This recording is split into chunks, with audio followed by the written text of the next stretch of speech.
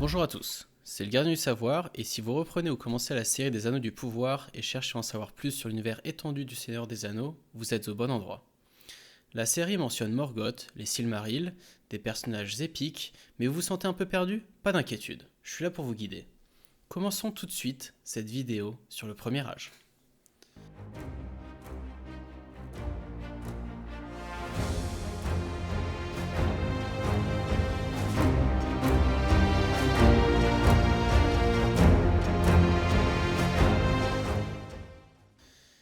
L'histoire du monde du Seigneur des Anneaux est narrée dans le Silmarillion qui commence par la création du monde, ou Arda en elfique, par Eru Ilúvatar, le dieu principal ou créateur. De lui viennent les Valar et ensemble ils créèrent des thèmes musicaux. Ceux-ci furent splendides, mais Melkor, un des Valar les plus puissants, vint semer la discorde dans ces thèmes. Ilúvatar rendit la musique une réalité en formant le monde qui fut façonné par les Valar. Chacun y apportèrent une contribution, montagnes, forêts, mers, etc. Là encore, Melkor tenta de détruire le travail de ses semblables en apportant le chaos et la corruption.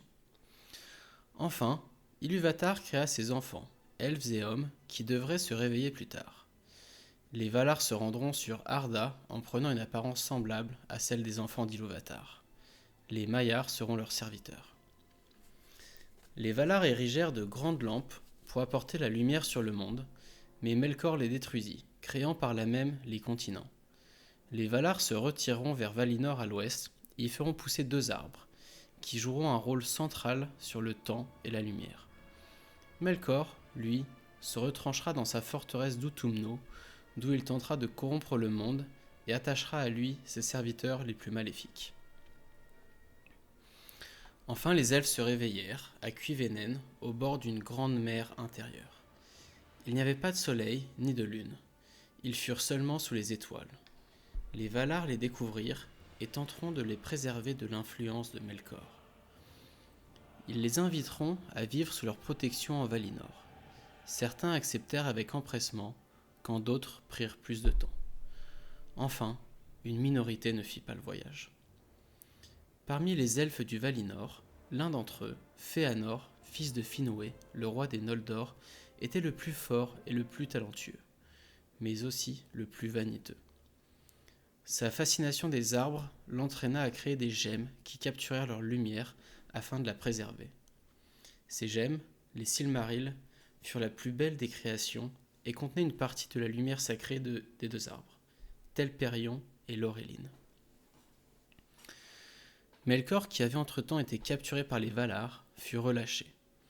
Sa jalousie de Fëanor et ses créations l'entraînèrent à diffuser des mensonges auprès des elfes et notamment en jouant sur la vanité de Fëanor et sa faible confiance envers ses frères.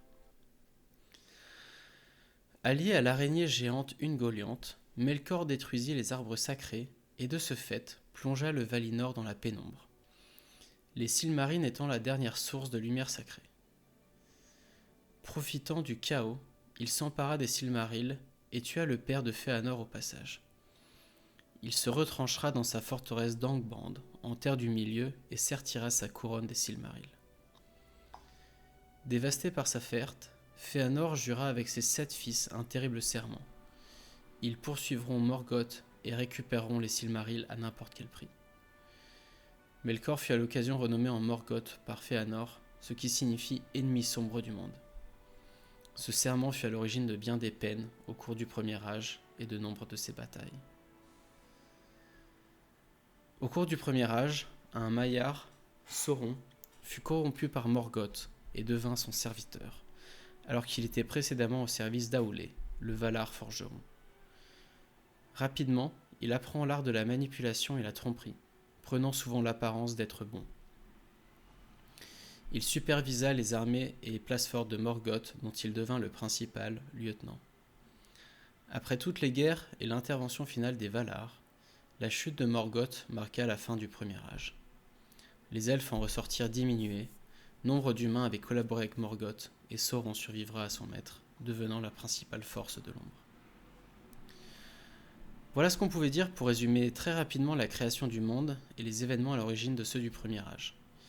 Bien que la série Les Anneaux du Pouvoir se concentre sur le Deuxième Âge, une compréhension de la jeunesse du monde de Tolkien et des principaux événements du Premier Âge permettent une meilleure lecture de celle-ci.